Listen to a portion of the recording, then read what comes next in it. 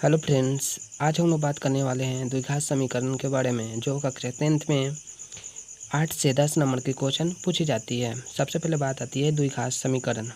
द्विघात यानी कि दो घात वाले समीकरण को बोलते हैं द्विघात समीकरण। इसका जो व्यापक रूप यानी कि स्टैंडर्ड फॉर्म जो होता है वो होता है ax² + bx + c बराबर में 0, जहाँ पे a नॉट इक्वल टू 0 होना चाहिए। अगर a बराबर हम 0 लिख देंगे तो ये टर्म जो है ये 0 हो जाएगी, तो ये द्विघात समीकरण नहीं रहेगा, ये हो जाएगी रैखिक समीकरण। रैखिक समीकरण का पावर 1 होती है, द्विघात समीकरण का पावर 2 होता है और त्रिघात समीकरण का पावर 3 होता है। इस बात को आप याद रखेंगे, क्योंकि ऑब्जेक्टिव में डायरेक्टली क्वेश्चन आती है कि रैखिक समीकरण के घात की संख्या क्या होती है, द्विघात समीकरण की घातों की संख्या क्या होती है। इस बात को आप ध्यान में रखेंगे। चलिए इसको हम देखते हैं कि इसका जो शून्यक है वो कितना होता है। तो इसका जो शून्यक होता है वो 2 होता है। याद रखेंगे द्विघात समीकरण में कितने शून्यक होंगे, 2। तो उसको नाम है, उसका नाम जो है अल्फा है और दूसरा का नाम बीटा है। चलिए आगे जो देखते हैं, शून्यकों का पूछा जाता है योग कैसे निकाली जाती है। शून्यक का योग यानी कि अल्फा प्लस बीटा जो होती है वो फार्मूला होती है -b/a। -b/a अभी जस्ट पढ़े हैं कि b कहाँ पे है और a कहाँ पे। देखिए स्टैंडर्ड फॉर्म जो है ax² + bx + c बराबर में 0 है, तो x के गुणांक को b बोलेंगे और x² के गुणांक को हम a बोलेंगे। तो यही फार्मूला यहाँ पे अप्लाई हो रही है कि अल्फा प्लस बीटा जो होती है वो -b/a होती है। चलिए आगे देखते हैं, शून्यकों का जो गुणनफल होता है वो c/a होता है। यानी कहने का मतलब है अल्फा इंटू बीटा जो होगी वो क्या होगी, c/a। शून्यकों का गुणनफल यानी कि शून्य कौन है, अल्फा और बीटा है, इसका गुणनफल करने पे क्या फॉर्मूला मिलती है, c/a। डायरेक्टली क्वेश्चन आती है ऑब्जेक्टिव में, इस बात को आप ध्यान रखेंगे। चलिए अब बात आती है कि द्विघात समीकरण के मूल की प्रकृति निकालने के लिए क्या किया जाता है। मूलों की प्रकृति बार बार क्वेश्चन आती है। द्विघात समीकरण दे दिया जाता है, बोला जाता है इसके मूलों की प्रकृति निकालना है, तो कैसे निकालेंगे। चलिए इसकी फार्मूला है d बराबर में b² - 4ac।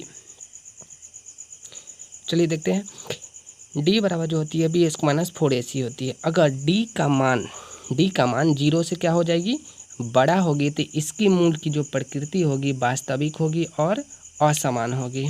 क्लियर है। अगर d का मान 0 के बराबर हो गया तो ये वास्तविक होगी और साथ साथ समान भी होगी। अगर d का मान 0 से छोटा हो गया, देखिए ये जो मुंह है इसके तरफ खुला हुआ है, इसका मतलब अभी कौन बड़ा है, 0 बड़ा है, d छोटा। अगर d का मान छोटा हो जाएगा d 0 से, तो उसकी जो मूलों की प्रकृति होगी वो होगी काल्पनिक एंड असमान। कहने का मतलब वो वास्तविक नहीं रहा, अब अवास्तविक हो गया यानी कि काल्पनिक हो गया। चलिए इससे आपका 3 क्वेश्चन बनता है। डी की वैल्यू प्रकृति निकालने के लिए, डी की वैल्यू 0 से अगर बड़ा है तो वास्तविक असमान, डी की वैल्यू अगर 0 के बराबर है तो वास्तविक समान होगी, डी की वैल्यू अगर 0 से छोटा है तो काल्पनिक और असमान होगी।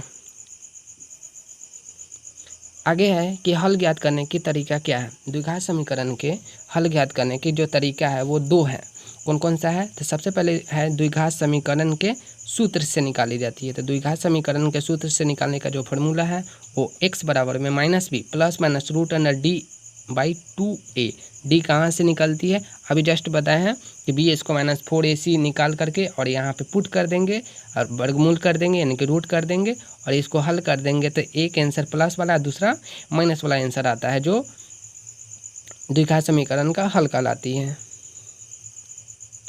और दूसरा बनता है गुणनखंड विधि। गुणनखंड विधि से हम कैसे निकालते हैं, मान लेते हैं एक क्वेश्चन है कि 2x² प्लस में 8x प्लस में 4 बराबर में 0, इसको हल कैसे करते हैं। तो ये जो इसको बोला जाता है गुणनखंड विधि से कैसे निकाला। इसको आप द्विघात समीकरण से भी निकाल सकते हैं, बट विधि जो है 2 है, गुणनखंड विधि और द्विघात समीकरण सूत्र वाले। तो इसको कैसे करते हैं, तो फर्स्ट वाले को लास्ट वाले से क्या करेंगे, गुना करेंगे। गुना करने पर हम बीच वाले लाते हैं। क्वेश्चन जो है हम लोग एक स्पेशली वीडियो बनाएंगे जिसमें सिर्फ कवर किया जाएगा क्वेश्चन को, आप उस वीडियो को जरूर देखिएगा।